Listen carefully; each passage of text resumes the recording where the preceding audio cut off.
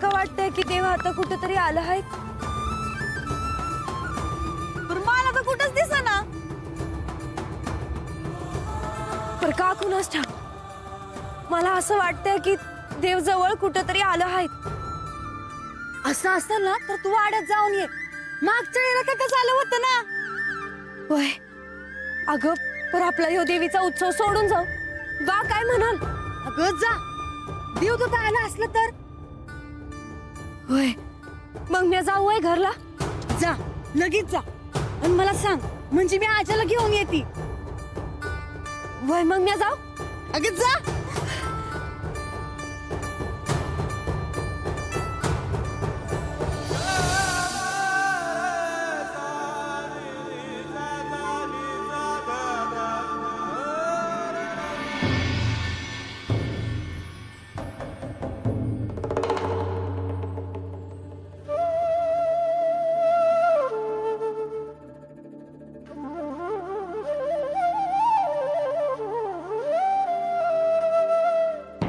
देवा, तुम्ही कधी बी याल असं वाटतंय. मला तर वाटलं तुम्ही आला हायसा म्हणून मी धावत आले, पर तुम्ही नाही आला. देवा, तुम्ही कुठं हायसा? माझं मन मला सांगतंय तर तुम्ही आला हाय, मग मला का दिसत नाही? कधी एकदा तुम्हाला डोळं भरून बघते आहे आणि तुमच्या पायावर डोकं ठेवते आहे असं झालंय मला.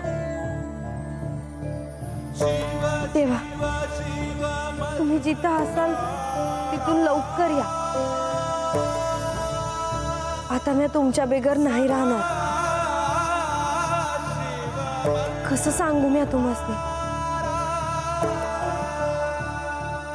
आता मला वाट बघायला लावू नका देवा.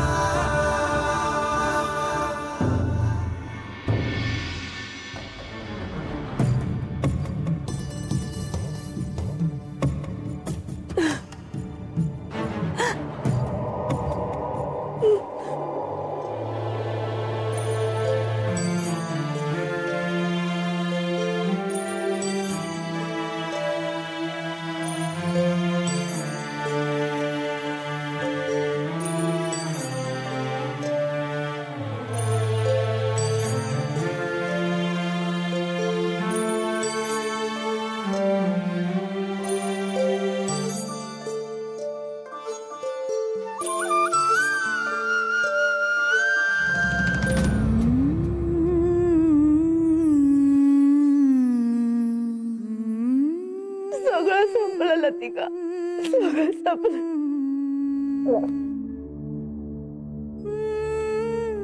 नाही माणसा, असा विचार नको करूस.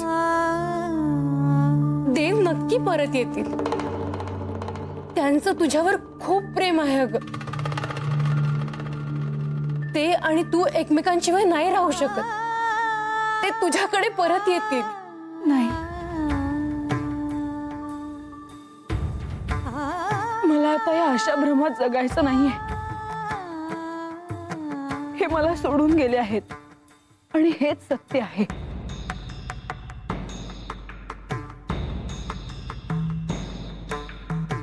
म्हाळसा, ते आज जरी निघून गेले असले तरी ते उद्या परत येतीलच ना. पण तोवर माझ्या या शरीरात प्राणच राहिला नसेल लतिका. म्हाळसा, असं नको बोलूस. मला तुला असं नाही भगवत. सत्याचा स्वीकार करणं कधी कधी किती अवघड असतं हे मला आता कळत आहे.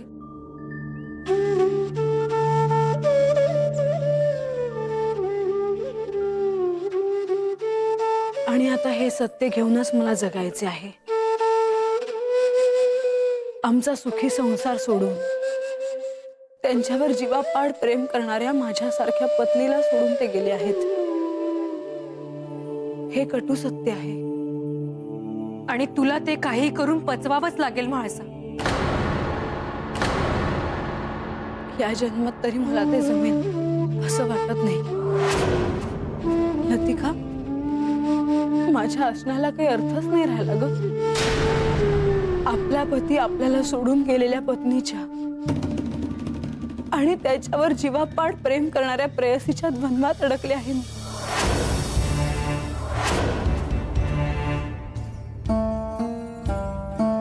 म्हाळसा, तुला स्वतःला सावरायलाच हवं.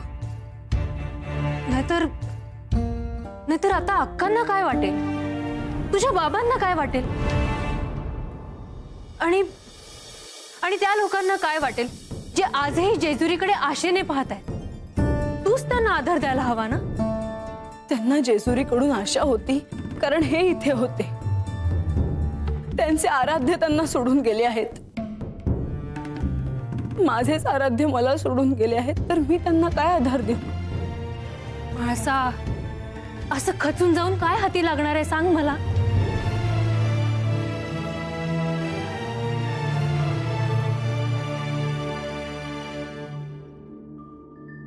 सारं संपलं आहे लतिका,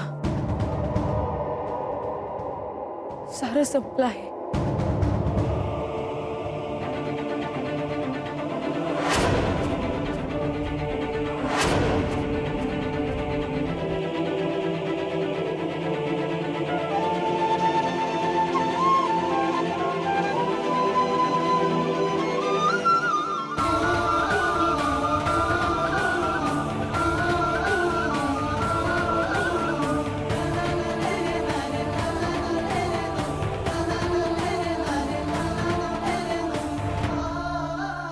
बानू, ह्या चंदनपुरीत मी तुझ्या घरापासून काही अंतरावर आहे.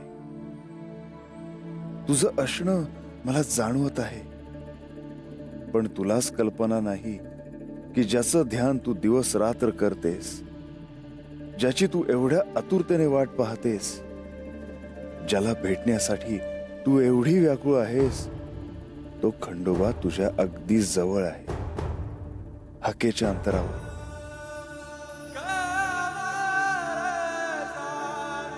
बानू, मला असं वाटतं की तुला सांगावं की मीच तो आहे ज्याची तू वाट पाहते आहेस, ज्याचे स्वप्न तू पाहिले आहेस. पाहुणं,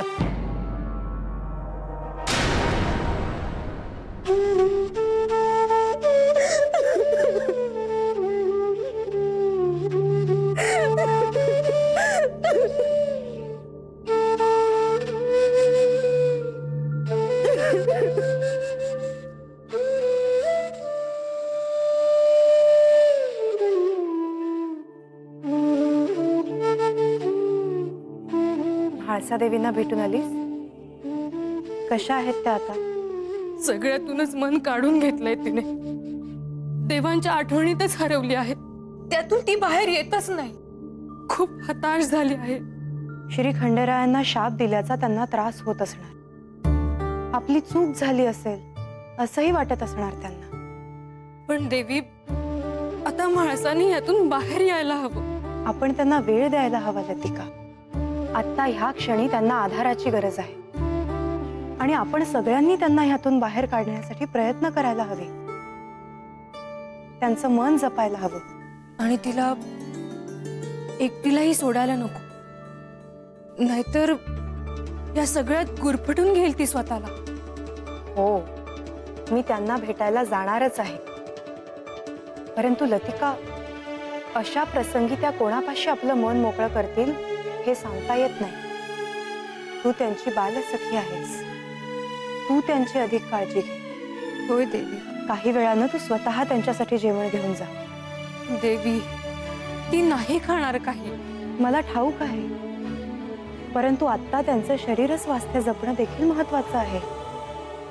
घडलेल्या प्रकारानं त्या अगदी थकून गेल्या आहेत आणि आपण हे देखील विसरता कामा नये की हा जेजुरीचा सगळा राज्यकारभार आता त्यांनाच सांभाळायचा आहे. त्यांनी भोजन केलं नाही तर त्यांना किमान फलाहार तरी दे. होय, आणि तू स्वतःला देखील जप. येते.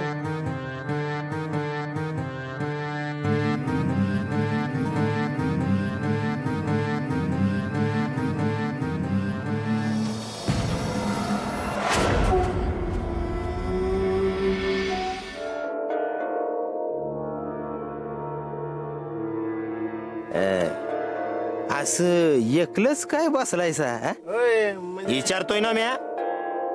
इच्छा होय नाही म्हणजे कोण कुठला आलायसा आणि इथं चंदनपुरीत काय करतायसा? अरे पोरांनो, माझं नाव खंडू गावडा. खंडू गावडा. अनम्या खानदेशातून आलो या. आमच्याकडे दुष्काळ पडलाय ना व तेव्हा फिरतो या पोटासाठी. अरे हात काम मिळेल म्हणून आलो या. पर तुझं असं वय बघितल्यावर कोण काम देणार रे तुला? हा ना, म्या काय म्हणतोय रंगा, अरे काम करायचं म्हणजे अंगात रंग पाहिजे. पाहिल्या म्हाताऱ्याच्या अंगात कसले आले रे रंग? दमा दमा काय ए बाबा सोड राहू दे सोड. बरं म्हातार बाबा, तू काय काम करशील रे? अरे सांगून तर बघ, तुझ्याकडे काम आहे का? माझ्याकडे आपल्याकडे मॉप काम आहे. बरं तू माझ्याकडे चाकरी करशील, बरं मग घेणार काय तू? अरे पोटाला भाकर आणि पायाला वाहना मिळाल्या म्हणजे झालं. अरे मग असं असेल तर तू राहा माझ्याकडे चाकरीला. पण तू जेवायला काय घेणार ते तरी सांगा आधी. हे बघा, सकाळच्याला 1 खंडी भात, दुपारच्याला 2 खंडी भाकर, आणि बरं का रातच्याला 10 हंड दूध. नाही बाबा, बरं आहेसा ना? नाही म्हणजे ही समज तू एकलाच खाणार? वय रंगा, त्याला तुझ्या घरी चाकरी नाही करता येणार. काय तुझ्या घरी तुझ्याच खायचं वांदा आहे. हा बसा तुम्ही. म्या काय म्हणतोय रंगा, ए म्हातार बाबा, हे बघ, ह्या वस्तीवर समजात श्रीमंत बाई म्हणजे बानूबाई.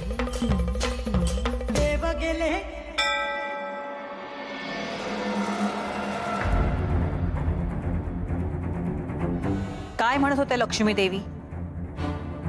आणि तुझे डोळे असे ओले काय? अक्का, मी आता म्हाळसाला भेटून आले. तिच्याकडे बघवत नाही. ती एकटी पडली आहे. देवांच्या आठवणीतून ती काही केलं बाहेर येतच नाही. हे सांगत होतीस तर तू लक्ष्मी देवींना? हो, आणि त्यांना देखील असंच वाटत आहे की आपण साऱ्यांनी प्रयत्नपूर्वक म्हाळसाला यातून बाहेर काढायला हवं. हे आम्हालाही कळतं म्हणावं. माझ्या पोटची पोर आहे ती, तिला दुःखी कशी ठेवेन मी? मी काहीही करेन, पण तिला यातून बाहेर काढेन. पण अक्का, हे सारं लवकरात लवकर करायला हवं, नाहीतर म्हाळसा अक्षरशः कोसळून पडेल. कळतंय का तुम्हाला?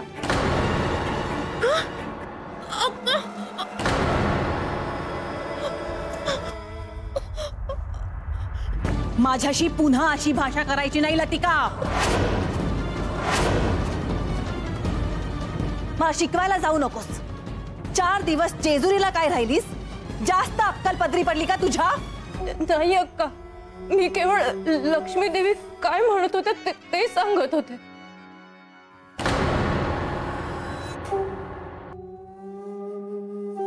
अजून काय म्हणत होत्या लक्ष्मी देवी?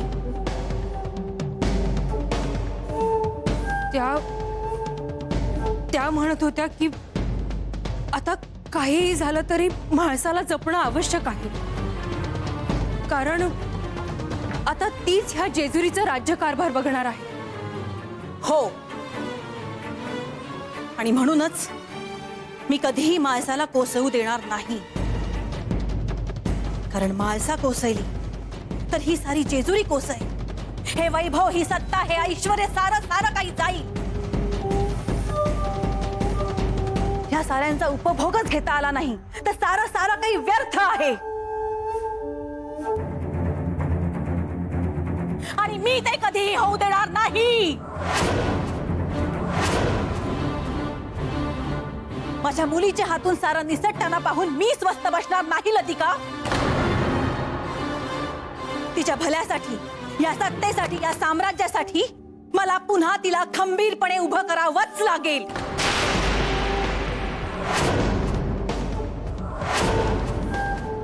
हे बघ, ह्या वस्तीवर समध्यात श्रीमंत बाई म्हणजे बानूबाई. तू असं कर, सरळ तिच्याकडे निघून जा बरं. हा बाबा बानू, पाहिजे तर मी ओळख करून देतो. हा. आता कसं, तुम्ही तिच्याकडे कामाला राहिलं काय आणि माझ्याकडे राहिलं काय, एकच आहे ती, आहे का नाही? हा? होय, होय, होय. रंगा, हा? अरे काय घरदार हाय का नाही तुला? इतकी रात झाली तरी बी तू हत्ताच. देवीच्या पाया पडाय आलो होतो. अरे आई हाय म्या तुझी, ओळखत नाही काय? आईच्यानं सांगतो, ह्याला मी घरला घेऊन येणारच होतो आणि एवढे म्या तर त्याला मागा धरणं लागलो होतो. मावशी बाबा घरला जा मावशी वाट बघत. ती ही पाहुणं आल्या ती वस्ती वाग, त्यासनी भेटाय आलो होतो. माणुसकी नावाची काही गोष्ट आहे का नाही? मग भेटलास ना त्यासनी? आणि मग झालं तर घरला तुझ्या भाकरीची सोय नाही आणि माणुसकी दाखवाय निघायलाय. चल घरला. माय अगं गुणीपूर हायो, काळजी घे त्याची. वय काय तुला कळलं बाबा, पर वस्तीवर कुणाला बी कळलं नाही. भाकरी आणू काय? नाही नग, जा घरला जा. जा. चला येतो बरं का बाबा, भेटू सकाळच्याला उजाडल्या. ए चल चला.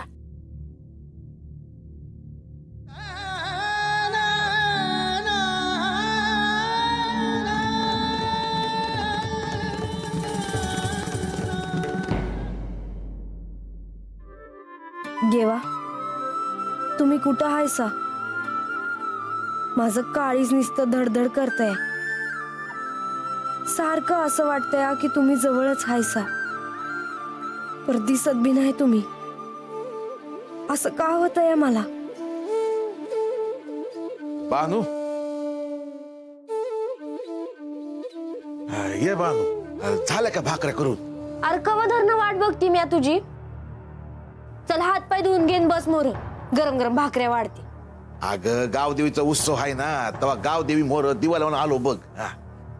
अरे पर इतका येळ?